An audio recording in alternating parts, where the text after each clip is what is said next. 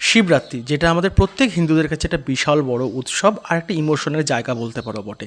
পুরো বছরটা আমরা ওয়েট করে থাকি একমাত্র এই দিনটার জন্য। ওই দেখো না, পাতিকরণতে যখন পুজো করতে গেলাম তখন এরকম আমার কিছু স্টুডেন্টসের সাথে দেখা হলো। তারা আমাকে বলে, স্যার থোড়া ধাগা বাঁধে আপকে হাত পে, থোড়া চন্দন লাগাতে, থোড়া টিকা লাগাতে। আমি বললাম, হ্যাঁ কিউ নেই। তো এটাই ভালোবাসার একটা জায়গা। তো মন্দিরে প্রচুর ভিড় ছিল, আমরা মন্দিরে ভিড় হওয়ার আগেই পুজো টুজো সব দিয়ে দিয়েছিলাম। যাই হোক, তারপরে দেখলাম ভিড় আরও পরিমাণে বাড়তে থাকলো। আর পুরোটা দিন আমরা উপাস করে থাকি বাবার মাথায় জল ঢালবার জন্য। একটা শ্রদ্ধা, একটা ভালোবাসা বা একটা ইমোশন বলতে পারো আমার কাছে এটা। তো যাই হোক, এই একটা দিনের জন্য আমরা পুরোপুরি অপেক্ষা করে থাকি। তারপরে পুরো পুজো টুজো দেওয়ার পরে আমরা রীতিমতোভাবে মানে আমরা কিছু ছবি টবি তুললাম, তো সবার সাথে দেখা টাকাও হলো। তো এই হলো রোববার দিনের কাহিনী। তারপরে পরের দিনকার সকালবেলা আমরা পরের পাশের মন্দিরে পুজো দিতে যাই।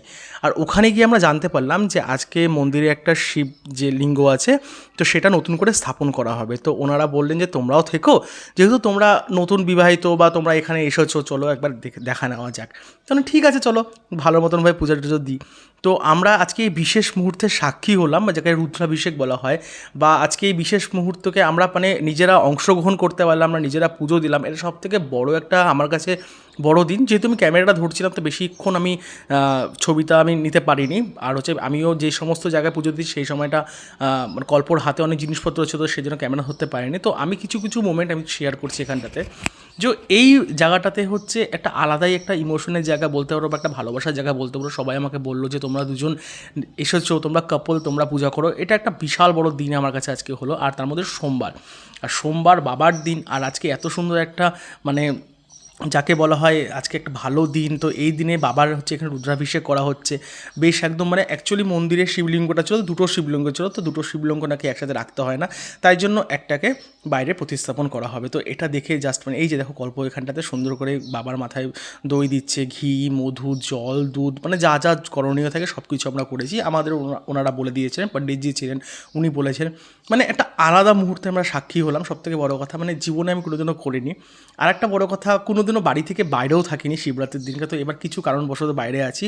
তো সেই কারণটা কোনো একদিনকে আমরা বলবো কি কেন কেন আছি, বা কেন যাই হোক আছি, আলাদা ব্যাপার। তো এই শিবরাত্রির দিনটা আমাদের বাঙালি হিন্দুদের কাছে বা প্রত্যেক হিন্দুদের কাছে কতটা ইম্পর্টেন্ট আমরা সবাই জানি। সারা দিন না খেয়ে বসে থাকা, বাবার মানে উপাসনা করা, তারপরে পুজোর যখন মুহূর্ত স্টার্ট হবে তখন আমরা বাবার কাছে গিয়ে বসা, আরাধনা করা। তো নিজে বাড়িতে থাকলে পরে আরও বেশি করে হয়তো করতে পারতাম, যেহেতু আমরা এখানে বাইরে কাজ কর্মসূত্রে থাকি। তো তো এখানকার লোকেরাও আমাদের যথেষ্ট হেল্প করেছে, কারণ কি অনেকেই চেনা যারা আছেন, তো যারা বলেছে হ্যাঁ তোমরাই পুজোটা করো। বেশ আমি একটা আলাদাই মানে আলাদা তৃপ্তি সহকারে, ভালোবাসা শ্রদ্ধা সহকারে পুজো করতে পারলাম। এই দেখো বাবার মূর্তি প্রতিস্থাপন করার পর এত সুন্দর লাগছে না, খোলা আকাশের নিচে বেল গাছের তলায় বাবার মূর্তি প্রতিস্থাপন করা হয়েছে। দেখে না চোখটা জাস্ট সরানো যাচ্ছিল না, মানে এত ভালো লাগলো। মানে আমি ভিডিওতে কী বলবো, কোনো স্ক্রিপ্টেড ভিডিও না, আমার মনে যা আসছে আমি তাই বলছি। বাবার পুজো করার পরে মায়ের পুজো, আর বাবা যেখানে মা তো থাকবেই সেখানে, বা মা যেখানে বাবা তো থাকবেই সেখানে। তোমরা জানো আমি কালী মাকে কতটা বেশি শ্রদ্ধা করি, ভালোবাসি, মানে ভালোবাসি। আমার বাড়ির কালী পুজো হয় সেটা সবাই তোমরা জানো। আর দেখো মায়ের পুজো, মায়ের অঞ্জলি দিয়ে আজকে বাবার পুজো, মায়ের পুজো দিয়ে দিনটা খুব সুন্দরভাবে সম্পন্ন করলাম।